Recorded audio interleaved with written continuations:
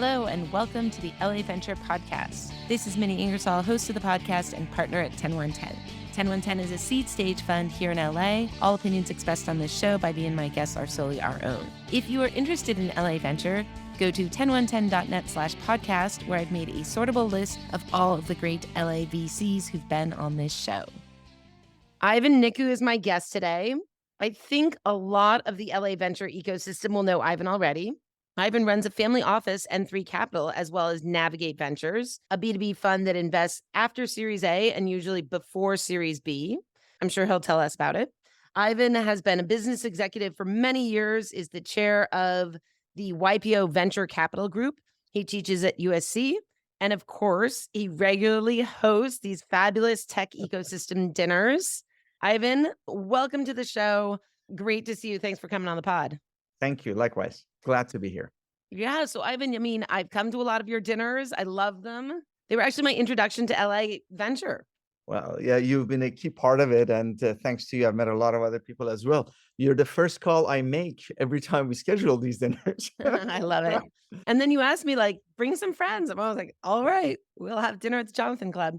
There we go. But I just recently met your lovely wife. And your wife said, oh, you got to ask him about growing up, being on his own, starting at age 14. And I'd love to get, some of your history, some of your background. Well, it's not as exciting as you can imagine, but I was born in Iran. We're a Persian Jewish family. When the revolution hit, I had to kind of flee the country, and I ended up, for a variety of reasons, in Iowa City, Iowa at age 14. I lived alone, and I went to high school by myself, and I washed dishes for $3.25 an hour to support myself. So I finished high school when I was 16, at which point I went to Montreal. I attended McGill, and I started working as a software executive immediately. And then I came to the US, where I became the youngest senior member of technical staff at Xerox's history, if you remember that company. And I did my MBA simultaneously. Once I finished my MBA, I moved to France, and I headed up the European division of an American software company. And I was there for 4 or 5 years. And I came back to the US and started a series of software companies and software consulting firms and so on and so forth. And then got into investment banking and then investing. So in this area, your parents just saw what was coming down the pipe in Iran and sent you off to live in Iowa? Well, you didn't have to have tunnel vision to see it, because there was tanks on the street and they were saying death to the Jews on the street. Kind of how they're doing it at Berkeley these days, by the way, which is really odd. But it happened that my brother happened to be at the University of Iowa for a semester or two, and they sent me for him to receive me. So he received me. He was with me for a while. Then he went off to Montreal himself to go to McGill. So that's how it happened. Wow. And then, again, I'm picking off Eric Pockervon's brain a little bit. He said that he remembers you at, is it Seymour and Associates? Yes. So after Wells Fargo, I was running the tech practice at Wells Fargo's investment banking till it merged with Wachovia, if you recall. And then the merged entity wanted to do a lot more balance sheet products. They wanted to sell bonds. They didn't want to deal with entrepreneurs. They didn't want to do small scale advisory work like I was doing. I did a lot of capital raising and M&A, but they wanted to do other things. So I left and I met David Seymour, and we set up a practice together. And I was there for a while. Okay, so you were working with tech venture even at Wells Fargo. Yeah, I was at that point, I specialized in raising growth capital, which is what I continue to do at Seymour as well, and which is how we came up with the whole thesis of Navigate Ventures. Yeah, because what we noticed over the years was a couple of interesting things. Number one is most companies that came to us that were looking for growth capital were just a little too early. And part of it has to do with the fact that the average round usually is about 18 to 20 months. But from the A round to growth round, the current average is about 33 months. So most entrepreneurs fall short. They're in need of a little bit more capital, a little bit more runway, a little bit more time, so that they're ready, they have right unit economics for a proper growth round. The second thing was, outside of Silicon Valley, the failure rate of companies that have raised their seed in Series A is extremely high. It's well over 50%. And then the number one reason for that is lack of access to growth capital. By the way, the number two is no product market fit, and number three is essentially team issues. If you have proven product market fit, if you have a good team, if you have a repeatable sales model and good unit economics, capital should be a commodity. Why isn't it? So we set out with Navigate Ventures to solve that problem. Wow. So to go from a Series A to a Series B is 33 months. Is that what you were saying? The current average is about 33 months. And a lot of times when people are raising, they're raising enough for 24 months of growth, something like that. That's correct. So that's why they fall short. So when you're talking about growth rounds, you're really talking about like a Series B round. B round, yeah. So 25 to $75 million. Yeah. So you have to have very solid metrics to be raising, a $50 million Series B. So on the lower end, let's say 25, 30 million, you got to have at least 10 to 12 million ARR. You have a growth rate of 50 to 100% year over year, very strong unit economics. Yeah, and you have to demonstrate product market fit. And for B2B enterprise SaaS, which is our area, the way you do it is number one, you have to have 5 to 10 brand name clients that have paid for your software and are using it live in production for a mission critical application, and they're referenceable. Then you have to show a declining sales cycle, a declining onboarding period, and a revenue increase per existing client per period. So if those unit economics are there, you have low churn, low burn, you're capital efficient. The market historically has been about 8 to 12 times ARR once the company hits scale. Even if they're growing, what was your range? 50 to 100%? If they're Yes. doubling, tripling year over year, they might command a higher revenue You go multiple. to 20x ARR. 20x. But some of these people are going for 50, 75x because that kind of growth rate for most companies is not sustainable. For some, it may be. So those are the outliers, not the norm. Our investment thesis is highly, highly disciplined, and we have to look at the norms historically and stick to it. So that's what we do. The other changes in the market that are very important is number one, over a third of all unicorns are enterprise SaaS companies, which has led many, many seed and early stage companies to focus on, funding enterprise SaaS companies, which has increased the demand. And the other thing is, 10 years ago, if you sold your company to Vista Equity, their exit would normally come from a sale to a strategic, a Microsoft and Oracle or someone, because if you are an investor in both funds and they trade with each other, you're essentially paying double fees for the same underlying asset. But since 2018, the vast majority of the transactions are among private equity groups. So it's essentially sponsor dealing. So you're saying if you first sell to a PE, then if you sell your company to a PE, their exit normally would have come to a strategic versus to their sponsor, because of double fees. If you think about it, if the two sponsors have the same LPs, those LPs are paying double fees. But now the majority of the transactions are among these groups. That has created a very liquid environment for enterprise software companies at scale. And which is why we really focus in this environment, because we know downstream the demand is there. And they continue to raise very large funds. They're sitting on an enormous amount of dry powder. And that's where we want to go with our portfolio companies. Right. So this is Navigate Ventures, but you're doing it with an eye to what the growth investors want. But Yes. you're not investing when you're not doing the 25 to $75 million round. You're bridging them. And so their metrics might not be all of what you said yet, but you're helping them get there. So when we get involved, we want to identify the best B2B enterprise SaaS companies outside of Silicon Valley that have raised their seed and Series A from institutional VCs. So these are companies that are raised from really good funds like yourselves. Like we've invested in some of your companies, I think 2 or 3 of them already. So these are companies that have now shown some level of proven product market fit. They have strong unit economics. They have strong investors behind them. They're doing 2, 3, 4 million ARR, and they need to extend their rounds so that they can get to 10, 11, 12 million ARR. That's where we come in between the A round and the B round. Do you think other things in today's, nearly 2024 that has been different? I mean, I think you and I have talked about the focus on burn has really increased. Yes, investors do not want to see high burns. They want to see capital efficiency. They want to see a view to potentially break even or even potentially profitability at some point down the future. Small burns are okay, but those days of burning $1 million a month in hope of becoming a unicorn are gone. What are burn multiples that you're seeing, or can you explain? I would like to see a burn to MRR of less than 1. It's hard when you're growing fast, right? Correct. But, we have portfolio companies that are growing 100% year over year, and they're burning very, very little. So the question is the ability to acquire customers efficiently, effectively. And that comes with a very laser focus on who is really your customer and being able to go after it. So I think we're seeing significantly longer due diligence periods on the investor side when they're looking at the companies which is very, very healthy in my opinion. So those are some of the things we're seeing. So tell me, what are you seeing at 10110? Yeah, I mean, I think the thing that concerns me sometimes for portfolio companies is the longer due diligence sometimes is not even quite diligence so much as tracking. And so there isn't the urgency. There's let's give it a few months because there are just fewer players in the market at the Series B. And that's healthy because you could see how they communicate, how they manage expectation, if they say they're going to do something, if they get there. So we take usually 3 to 6 months. Part of it has to do by, but as you said, tracking.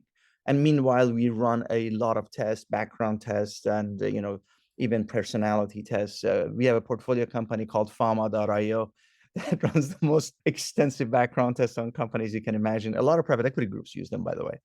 And then how do you exit? Like, are you waiting until these companies exit? No, we exit at the growth round. So when the growth investor comes in, we secondary out in that round. So Vista Equity comes and says, Mini, we love your company. We're going to put in 30 million, 120 pre. However, we need to deploy 40 or 50 million, the additional 10 or 20, we're going to secondary out some existing investors or founders, whoever the case may be.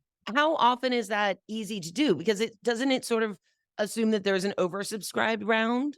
If you think about the bigger funds that come in to write these checks, most of them over $1 billion, their minimum check sizes are usually 25 and over. And a lot of them prefer to do some secondary for two reasons. Number one, allows them to deploy more. But number two, there is no dilution as they do it. So imagine if they're doing a $50 million check, 30 as primary, you're issuing additional shares. So 30 on 120, that's a 20% dilution. And then the additional 20 million, if it's buying existing shares. So they get to own more of the company without additional dilutions for themselves or anybody else. And because this is our thesis, it's not a one-off, there's no negative signaling.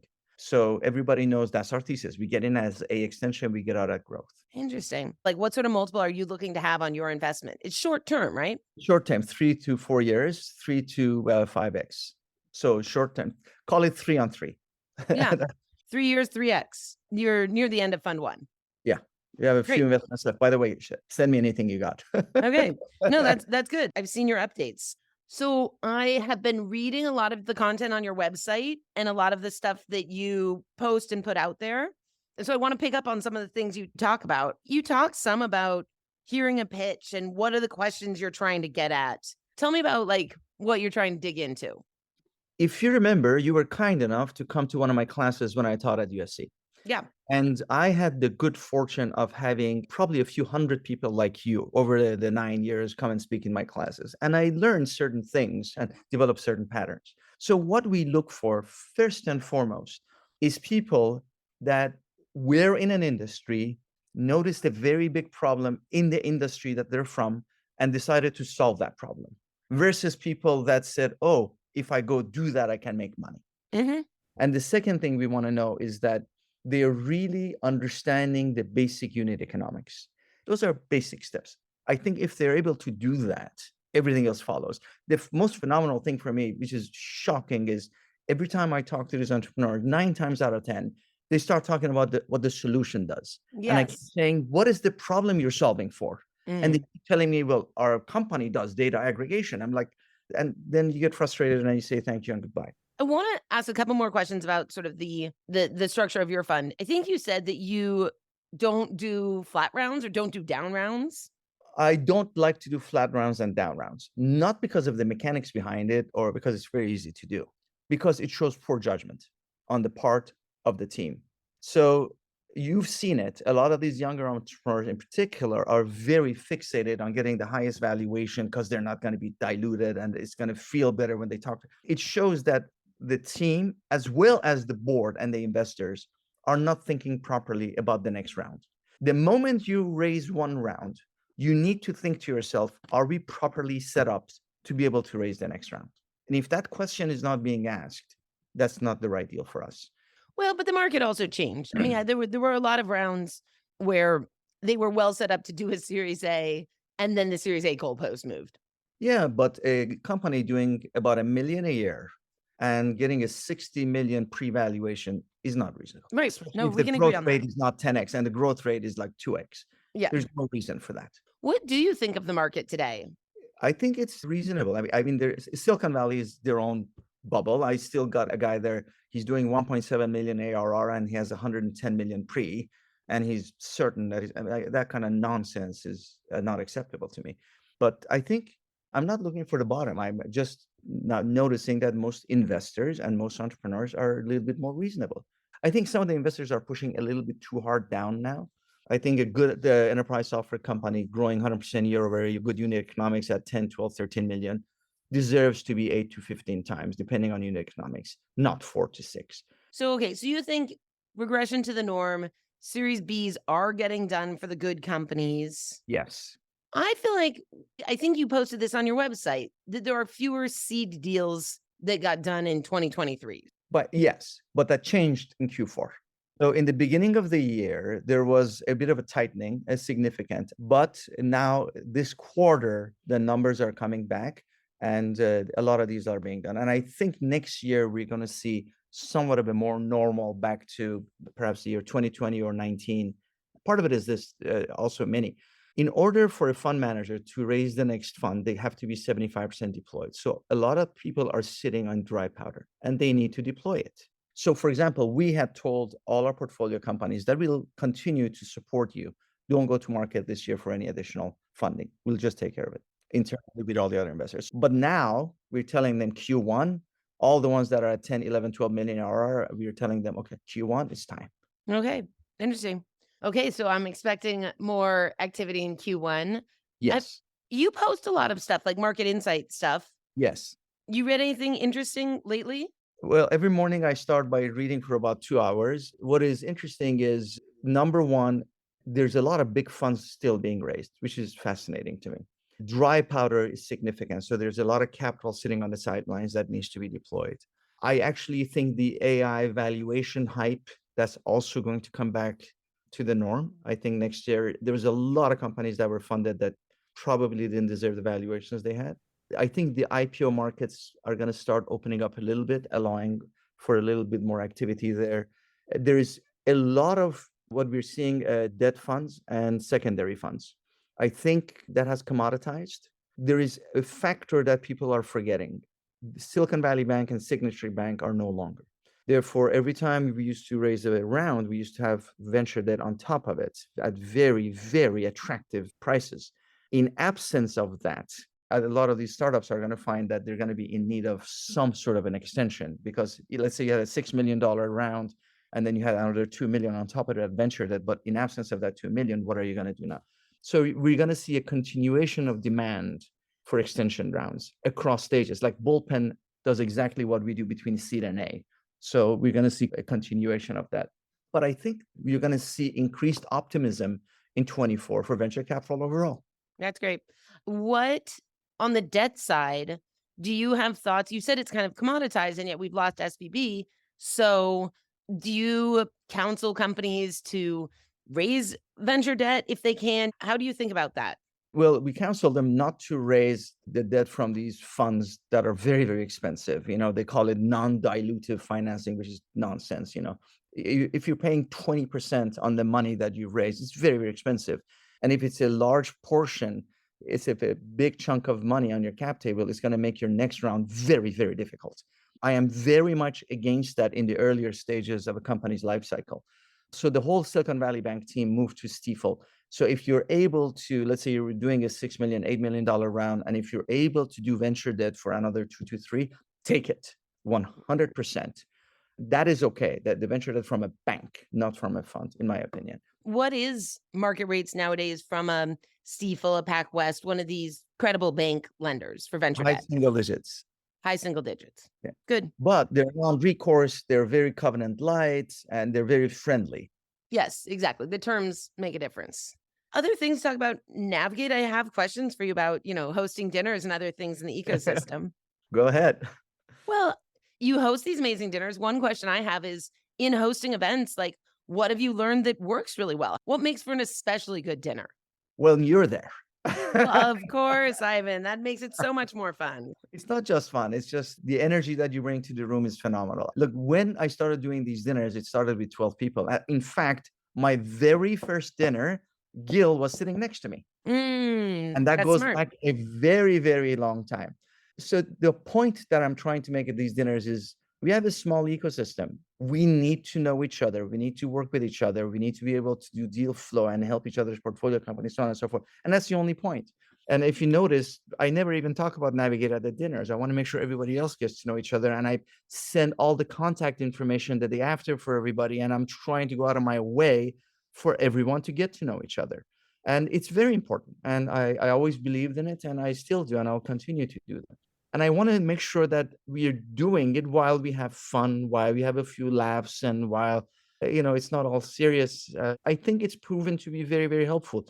People come to me and say, I met so and so, and we did X. And so it's been very, very helpful over the years.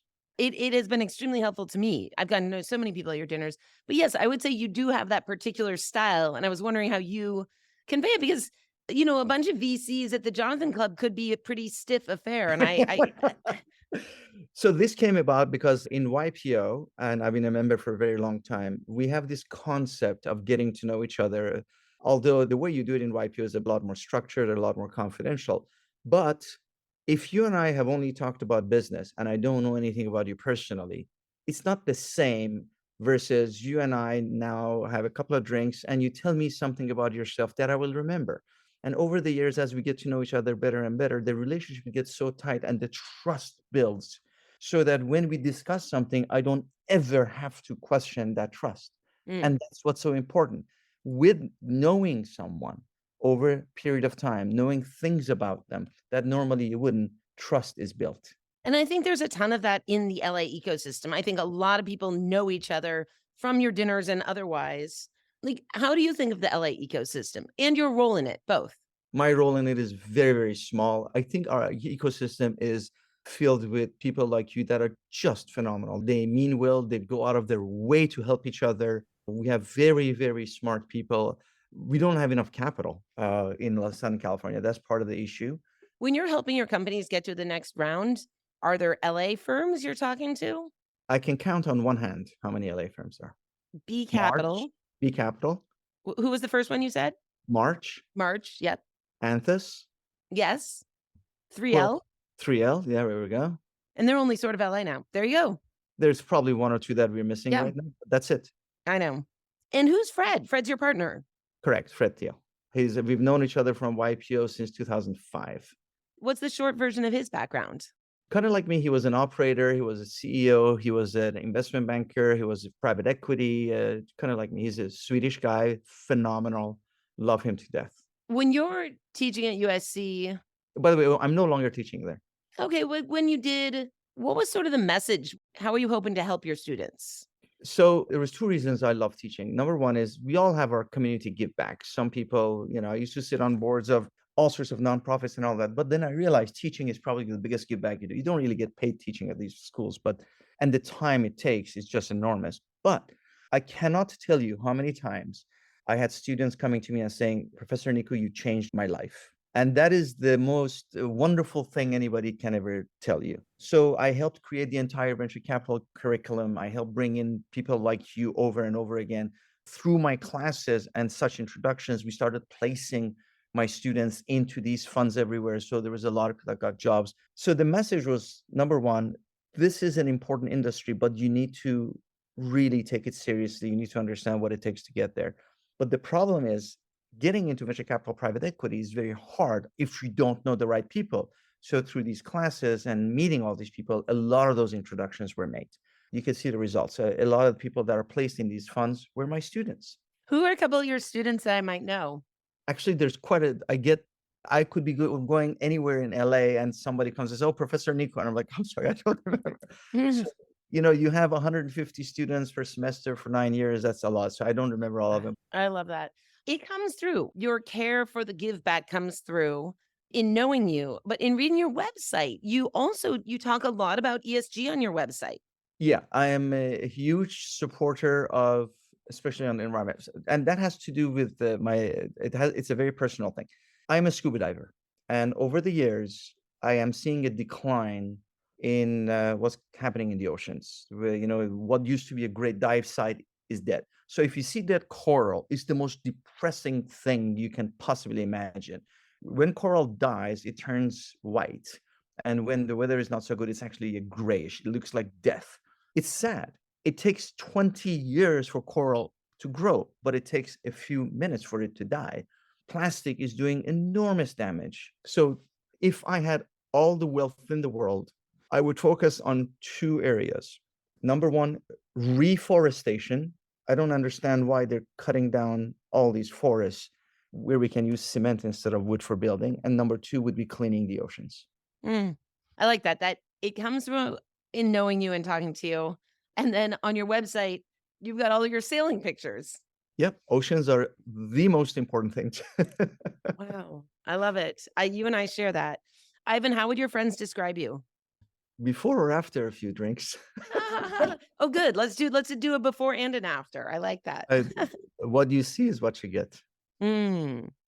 You've known me long enough to know that's exactly the case. I really like that. I mean, other thoughts on sort of how you live your life philosophy from Ivan? About 3 years ago, I lost one of my very close friends at a young age to cancer. In fact, that same year, we lost two other friends to cancer as well. And one of them was one of my very close friends who taught at USC. When you lose close friends to cancer at a young age, it kind of resets you a little bit. So I went through this whole thought process of, I have young kids. I want to spend a lot of time with them. What do I? So the focus is now on living healthy, giving back, making sure we learn to let go. It's not get, it's give, give, give. Whatever it is, it is. Whatever is going to happen is going to happen. We just do our best, live a balanced life, and surround ourselves with people that we love and care for. And that's it. It's such a lovely note to end on. Ivan, I do feel like I get to know people better through the course of recording a podcast, and I have loved getting to know you a little bit better in your approach to life. So thanks for coming on the pod. Minnie, you're a jewel. I thank you for everything that you do all the time.